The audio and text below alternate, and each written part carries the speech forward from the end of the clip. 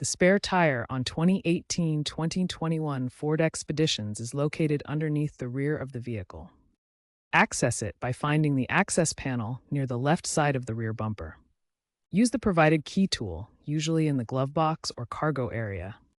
Unlock and rotate the hoist assembly counterclockwise. Crank the handle to lower the tire. The jack and lug wrench are stored in a compartment under the rear cargo floor mat. Lift the mat and remove the panel to find them. Remember, corroded access bolts are a common issue, so lubricate the hoist annually to prevent seizing, as advised by Ford's 2023 service bulletin.